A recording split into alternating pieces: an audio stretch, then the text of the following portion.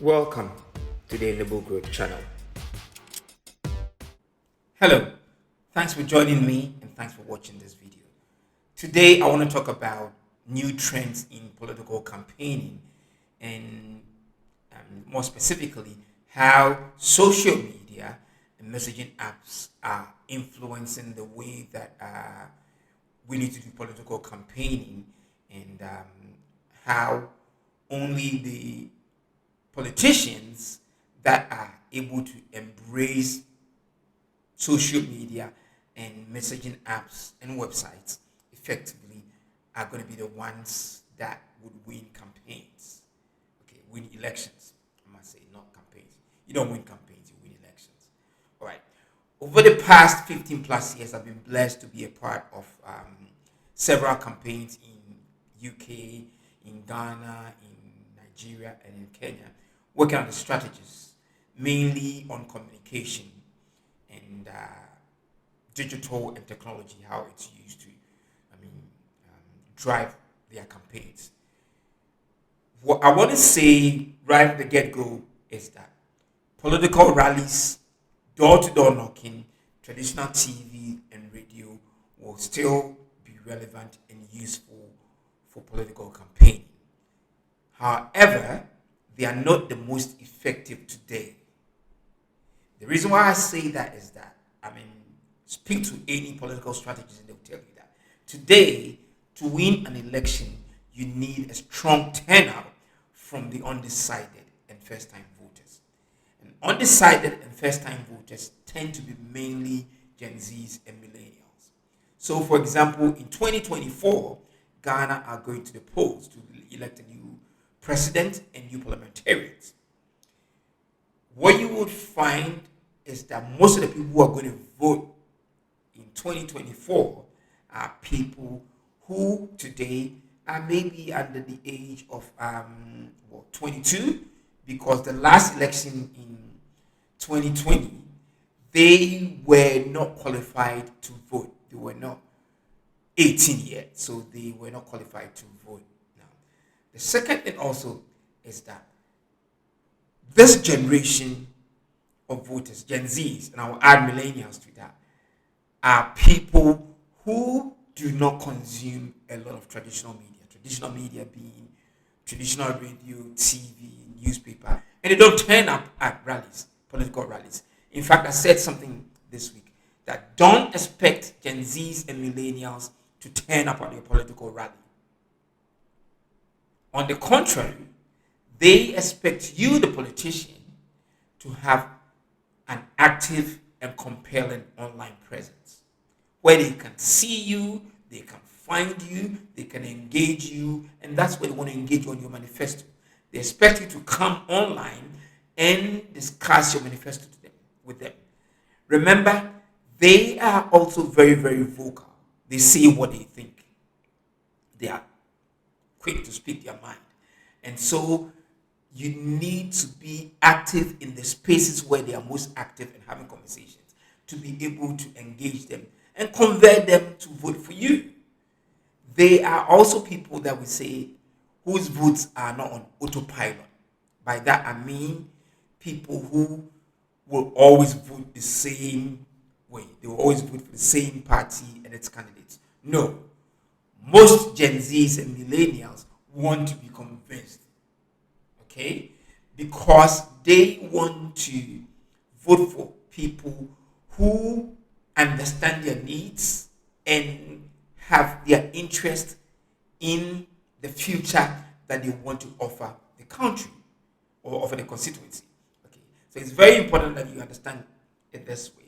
And what I'm going to do here is run through how social media, and here I add messaging apps like WhatsApp, Telegram, and all those things, are today playing a significant role in political campaigning.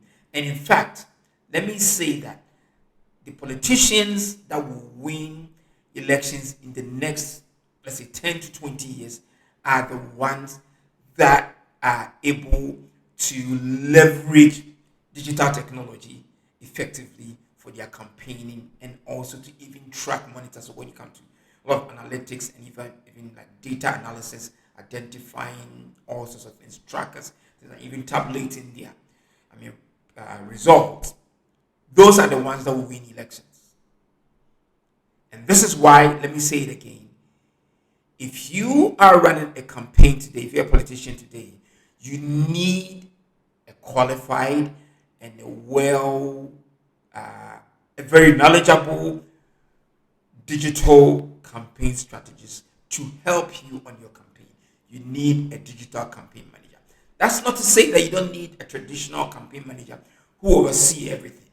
But what I'm saying is that you need a digital campaign manager, someone who understands the way social media, messaging apps, and websites and all the channels that you can put in digital, understands them and can help you to leverage these channels and these tools to campaign, to convert voters to turn out and vote for you. So that's essentially what I'm saying. Now let's look at some examples. Essentially, there are three broad ways that social media messaging apps are used for political campaigning: for reach, for engagement, and also for fundraising. The other things you can talk about, but these are the three main blocks: reach, engagement, and fundraising. And let me run through some examples that you probably recognize. Some people say that the first real social media campaign was in 2008, the one that was run by President Barack Obama. Now, nobody gave Barack Obama a chance to win in 2008. In fact, he was not a friend of the media. He wasn't a known politician. Yes, he was a black senator. People knew of him. But he wasn't one of the people that were always called by the media to speak. So he wasn't out there. People didn't know him. But what he knew was that there was a generation that needed a new message, that message of hope. And that generation was a generation that was very active on social media. And if he could leverage that to mobilize them, he could convert them to his supporters and they would turn out to vote for him. Okay. Not just that, a lot of them, when they became passionate about his campaign, went out there to knock doors and to recruit votes. So they became his foot soldiers. Voluntarily. He didn't have to pay them. They became his foot soldiers. And that's priceless. Okay? To get an army of people out there campaigning for you, knocking doors, and bringing their friends onto your campaign. That's priceless. You can't pay for that. Not only that, these voters also believed in his message and they wanted to have a stake in the campaign. So some of them donated $1, $2, $3 here and there. They went online to make their donations. So you have platforms where people could go and donate. So that's how he used it way back in 2008, which is about how many years now? About 17 years now. Okay? No, not 17. Sorry, my math is not good. About 15 years now. All right. Now, let's fast forward to 2016. In fact, between 2008 and 2016, other people followed Obama's campaign. Okay? The template, and they did the same thing across the world and won elections. Now, in 2016, here's another way that social media was used. President Donald Trump knew that the media were not going to give him the chance to kind of, tell his story, push his message out there. But he knew that there were a lot of young people and old people who were out there who wanted to hear his message, but his message was unpopular. Okay. He leveraged social media to bypass traditional media. He didn't need traditional media to send his message to his audience. He used Twitter in particular to send his message to his audience, mobilize them, energize them to turn out at his rallies, and believe it or not, they were so energized and so enthusiastic. They went out there and they beat Hillary Clinton. Okay? In fact, what happened was that at some point during the campaign and even during his presidency, mainstream media houses were waiting on his Twitter timeline for him to tweet so they could make news out of that. Okay? Because he wasn't granting them interviews, but you could guarantee that whatever he wanted to say, he was using Twitter to announce policies of his government. So that's how he used it, and it became very popular, and he ran a campaign. Today, he is the leading, what do you call it, contestant when it comes to the Republican primaries. He's going to win it, okay, because he remains very popular. And today, he's using his own social media platform, Truth Social, which is not as big as Twitter or any of the mainstream media. He's using mainstream social media platforms. He's using that very, very effectively to energize and mobilize his supporters. Okay, that's how he also used it. So you've seen how different campaigns have used it. I'm going to now get into the three main broad, approaches that I talked about earlier. So the first one I said is reach. Now, the power of social media is such that it allows you to grant access to a whole world of people. And in this case, we're talking about voters. Once you have an online presence, it means anybody can become part of that family. Anybody can join you. You can also get your message to reach people all over. So the first thing we need to do is that use social media to build and maintain a strong and large, energized online community.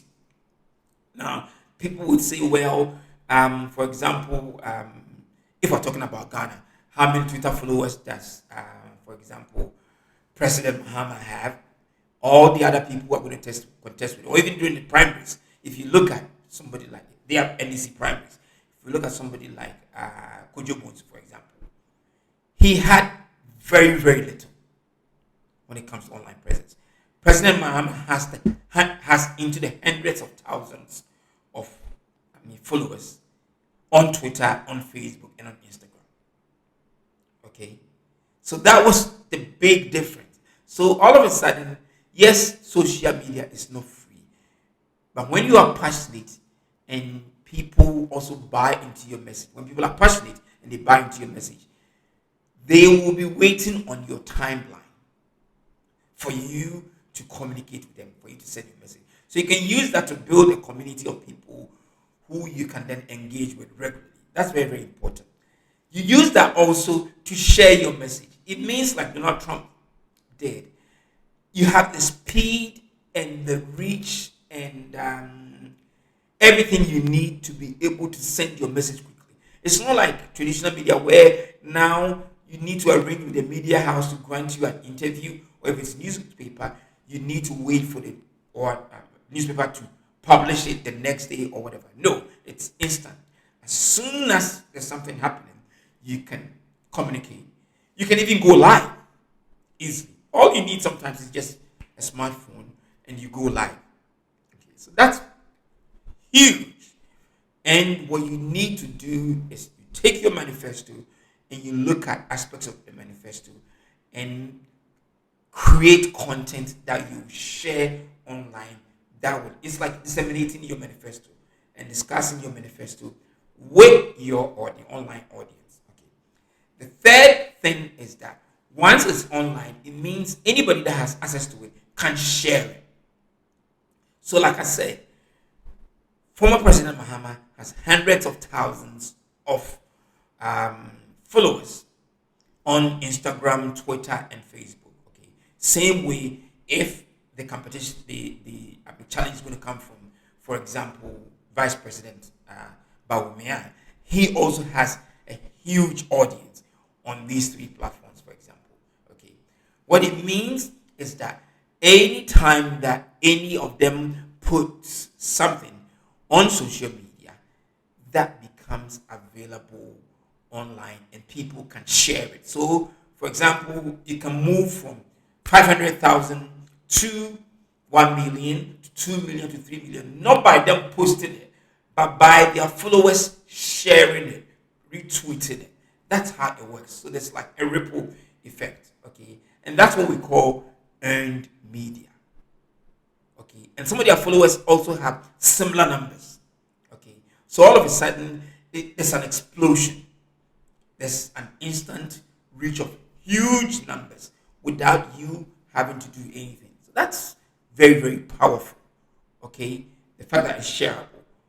Also, let me put it this way: when it comes to reach, it means that once your content is out there online, it's reaching a number of people, you can see even in real time the analytics, how it's performing, the numbers, and be able to kind of plan your campaign around how your content is doing and also how your audience, people you need to reach. Well, for example, if you want to make sure that you get strong turnout and your message goes down very well in, let's say, northern region, just using the analytics and looking at your audience, you can tell how many people, how many of your followers are in the northern region, for example.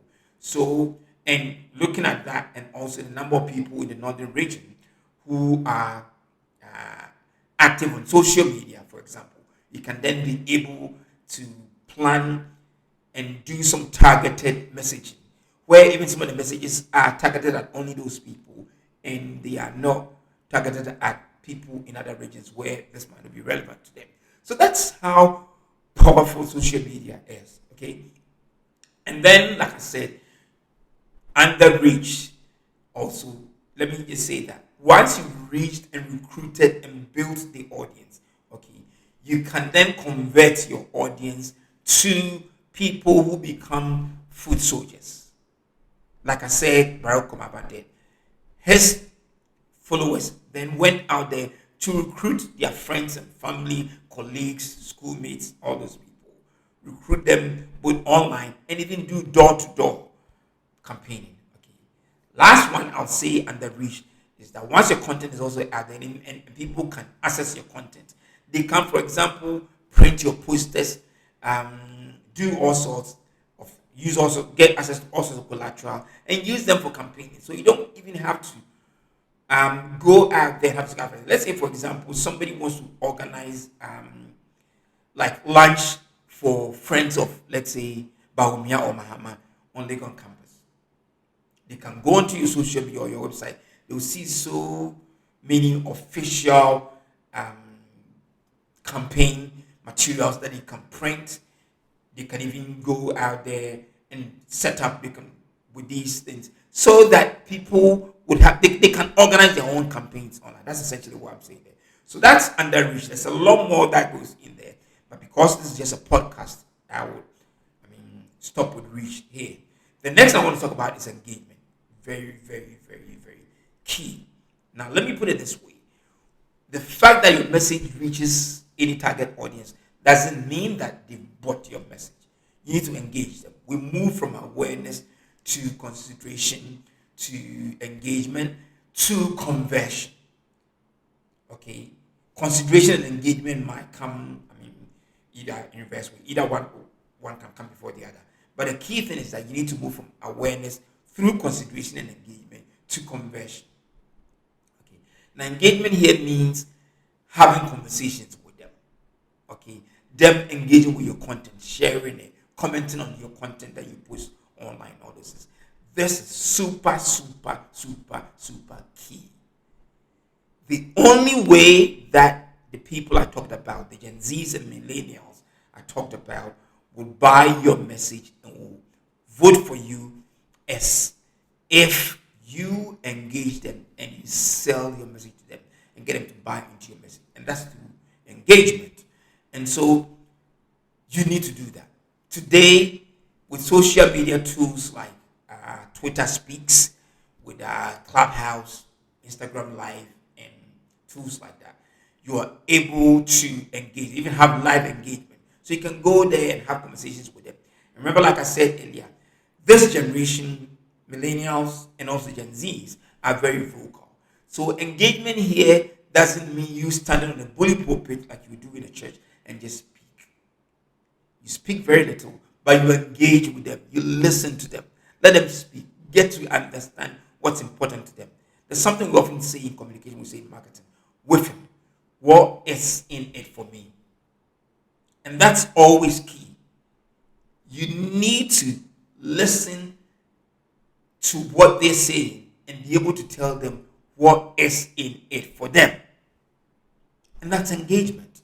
So please, please, please, please, please, if you're running a campaign and you're using social media, don't use it for only broadcast. But that's what I see a lot of people do. They just go out there, they'll post 50 pictures, meeting with their Santikini, meeting with this person, meeting with that. Just post the pictures or videos and they're gone. That's not engagement. That's broadcast. That's not communication. That's broadcast. You need to, even if you want to post them, but spend time there on the platform, engaging with them. They want to come. They want to ask you questions and be visible and active and answer their questions as they speak. Very, very, very, very important. Okay, so use social media for engagement, to listen and also to engage with your audience. I've talked about some of the tools that you can use. Then also under engagement, because they are engaging with your content, you need to also use it to measure sentiments. Okay, because it's important. Whether we like it or not, politics is also a game of popularity and whether or not people like you. Okay, so you need to measure sentiments. How do people feel about you? How do people feel about this policy? How do people feel about even the way you dress? Okay. Now, on another podcast, I'll talk about this. Once I was working for a candidate, and I said to him, we needed to do a professional photo shoot for the campaign. He didn't understand it. He said, well, but I'm taking pictures every day. I've got so many pictures. I said, no, these pictures are not pictures that were taken with a campaign in mind. We need to plan the photo shoot, even script it. So when we go to the studio, we know we're taking these specific shots, and this is how we're going to use these shots. And also make sure that across all media, during the campaign and even beyond the campaign, these are the official pictures that are used. So for example, when a media house calls you or calls any of your assistants and say, oh, come for an interview tomorrow, one of the first questions you need to ask is, are you doing a flyer for the interview? If they say yes, then tell them, I am sending you a picture to use. Don't let them go onto Google to find an old picture of you to use for the flyer. So you can be able to manage even the branding, the look and feel. Very, very, very, very important. And you don't always have to be in suit and look stiff because you're a politician. Different looks are used for different occasions. Okay, so the photo shoot will be a big thing. We'll come back to this in another podcast. So let me just go on. But like I said, measure sentiments and also measure how well you are performing. So we use analytics to measure all these. There are things I call listening tools, for example, like TalkWalker, Hootsuite, TweetDeck, and all those ones that can be used to monitor, measure, and optimize how you're performing. So that's also very, very important. That's number 2. So I've talked about reach, I've talked about engagement. The last one I want to talk about is fundraising. Now, a lot of campaigns in Africa and other parts are funded by billionaires and millionaires. That's all right and good as long as it's not illegal. But let me say this today. People are more supportive and more committed when they feel they have a stake in the game. Okay, let me repeat that. People are more committed and supportive and will do more for you when they feel they have a stake in the game.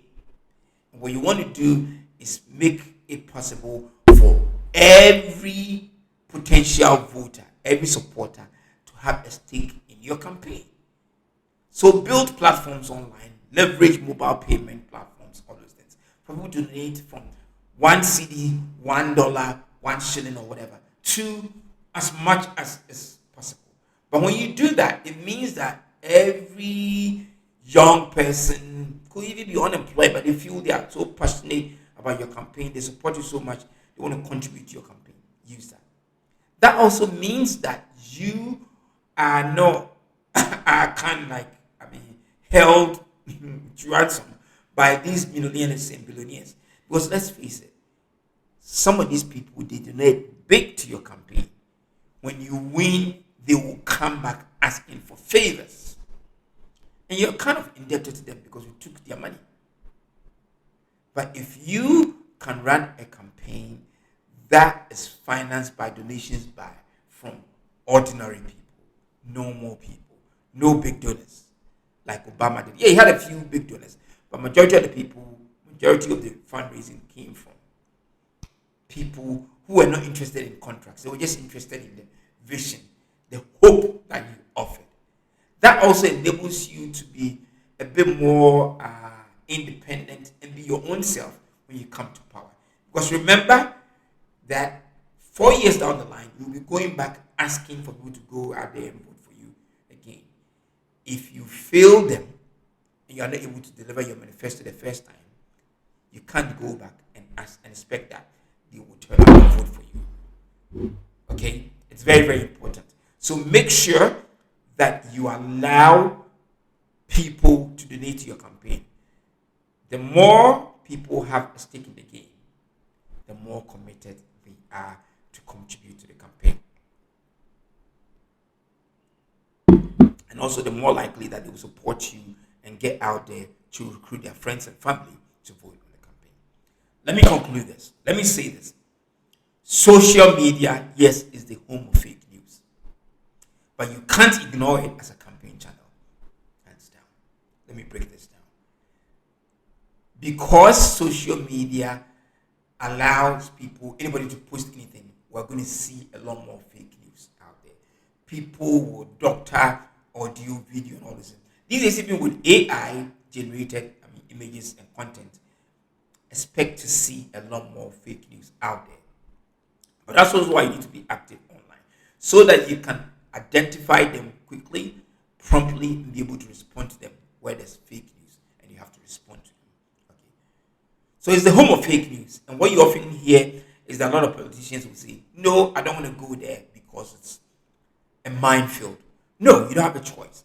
What you need is a team led by a strategist who understands the minefield and is able to leverage it effectively for your campaign to deliver a win. I hope that makes sense. Your task then is to recruit the best digital campaign manager. Your task is to recruit the best digital campaign manager and trust him to make you a winner. Okay, yeah, it's expensive. Let me say it. People like me and the others out there who are doing similar things are not cheap. Okay, but it makes sense to employ a qualified and a knowledgeable, experienced digital campaign manager. But if you can't do that, the other option is recruit them to train and equip your team to be able to deliver their campaign. So they are not on a retainer. They are not full-time on your campaign, but they can impart knowledge to your team so your team can deliver the results. And they can also work on your strategy and hand it to your team as a toolkit to go out there and execute. That's probably a cheaper option for you.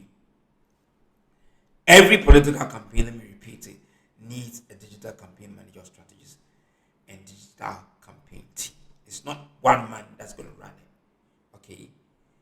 You may have social media presence, and every now and then your nephew or your PA or whoever will post something, pictures of you attending this or speaking in parliament or whatever. That's fine. During the campaign season, it's a different ball game. You need to scale it up more than 10 times. Okay? You need to scale it up more than 10 times. And this is where you need more resources, you need more people, you need more equipment, and you need more understanding, better understanding, and more qualified people. Finally, let me say that digital campaign shouldn't also live on its own. What you need to do is integrate your digital campaign with your main campaign so it works hand in hand. I've seen on too many occasions that campaigns would run, people would go out there, hold events, then they will come back to the office and call the digital people and say, "Oh, we went to this event, here are pictures, here's a video, put it on social media." No, it doesn't work like that. You have to plan together so you can leverage that effectively. Because, for example, one of the key things, let me say this, I'm talking for too long now, but let me say this. One of the key things is that when there's a live event, whether it's radio or TV or even Facebook Live, whatever, the conversation is going on, but the real conversation goes on at the bottom in the comment section. That's where the engagement happens. So you don't wait till the event has ended to come to the office and tell your team that, oh, we went to do this, you need to put it online. No. Plan together, and they should be prepared and equipped to be able to sit online, active, and engage even while you're speaking. Plus, even while you're speaking or you're delivering a message or you're doing a campaign, because they are listening to us, they can identify things that are said that potentially could cause some harm to the campaign, and they can prompt you so you respond even before you leave the stage or even before you leave the interview. So that's how powerful digital is. I hope these are things that make sense to you, and you're going to download this, send the link to your team, get your people to come watch this video, ask questions. I'll be here to respond to all your questions. And if you haven't subscribed to the channel, subscribe to this channel. What I use this channel for is to share knowledge and also engage on things to do with marketing, communication, and technology. And since we're getting into election 2024, over the next few weeks, I'm going to spend a bit more time talking about political campaigning in a digital era. Thank you. Once again, subscribe, and I'll see you on the next one.